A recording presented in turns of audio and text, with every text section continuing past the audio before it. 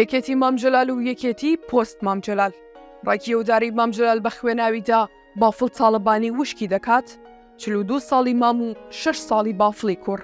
وەکەوەی پلاتۆی فەیلسوف دەڵێت، سیاسەت لە بنەماجە کاری ژیربێژ و پیاوە مەزنەکانە. کاریەوانەیە ڕەگی سەرکردەبوونیان تێدا ڕستکاوە. کاریەوانەیە لە پێناو خەباتی ڕەوای گەل و نەتەوە حەز و خواستەکانی خۆی لە گۆڕ دەنێت و ڕەحمی ڕێگری نزیکەکانی دەخاتە چاڵەوە.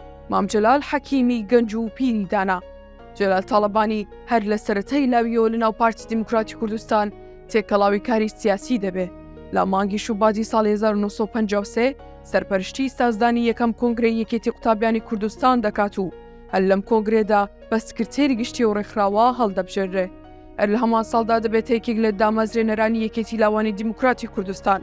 ساڵانی 1953 بۆ ساڵی 1955 دەبێتە سکرتێری گشتی لاوان.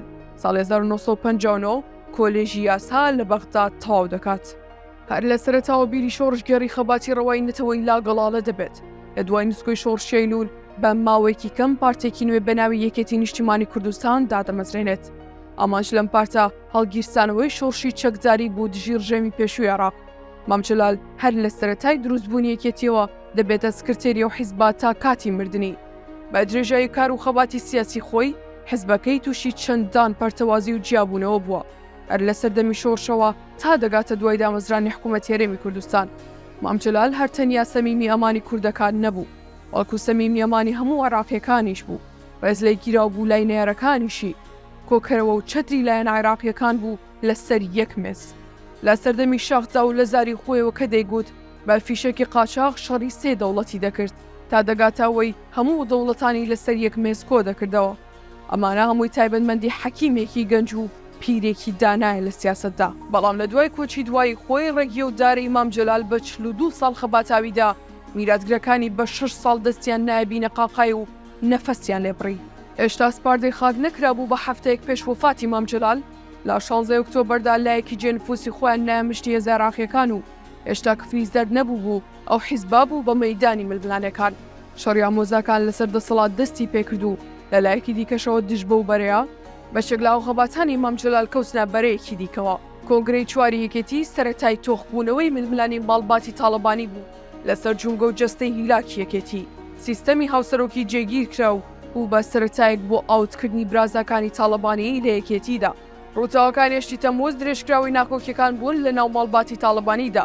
2 ساڵ ڕەنگ ڕێژکردنی یەکێتی لە حیزبێک کە بناغەکەی فرەدەنگی و فرەڕایی بوو بەرەو تاک بڕیاری یەکێتی هەر تووشی لۆمی ناوخۆی نەکردەوە. وەڵکو لە سەراستی نێودەوڵەتی و هەرێمایەتیش وەک حیزبێک ناسرا کە دەستی داوەتە تیرۆر و تۆقاندن بەرامبەر بە نەیار و ناڕازیەکان لە سیاسەتی نوێی یەکێتی.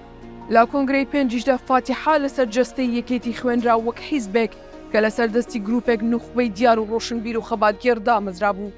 کۆنگرەی پێنج هەرتەنیا کۆنگرە نەبوو بۆ پێداچوونەوە بە پەیڕۆ و پرۆگرامی یەکێتی، بەڵکو دوا قۆناغەکانی دەرهێنانی یەکێتی بوو لە دەستی و ماڵباتانەی کە بەشدار بوون لە دامەزران و خەباتی نەبراوە یەکێتیدا. حەوت دەستەی دامەزرێنەر بوون بە تاکە سەرۆکێک و بوون بە سەرۆکێکی ئەوەل و گۆتابڕیار. بافڵ تاڵەبانی لە کۆنگرەی پێنجدا جگەلەوەی مافی ماڵباتە دامەزرێنەرەکانی بەسەر یەکێتیەوە نەهێشت. ئەو کات زۆرێک لە خەباتگەڕە دیارەکانی تاڵەبانی باوکیشی لە ڕێزەکان یەکێتی دەرپەڕاندن و تۆراندنی. ئەمە شەو خەو نەبوو کە هەر لە دوای کۆچی دوای مام جەلالەوە لای ماڵباتی برای مەحمەد و کوڕانی تاڵەبانیەوە گەڵاڵە بوو. دوجارێکێتی لە حیزبێکی فرەڕەنگ و ڕاجیاوازەوە کردە حیزبێک هەموو جونگە و بڕیارەکانی خستە دەستی بافڵی کوڕەوە. ڕێگی حیزبێک کە مام جەلال بە 42 ساڵ خەبات و خوێن و قوربانی داناویدا و بافڵ تاڵەبانیش بە 6 ساڵ ڕێگی و گوڵەگەنمەی تووشی مڵەیەک کردووە. مەگەر زەمانێکی دوور و درێژ لایەنگرانی ئەو حیزبا هەر خەریکی قڕکردنی ئەو مڵەیە بن.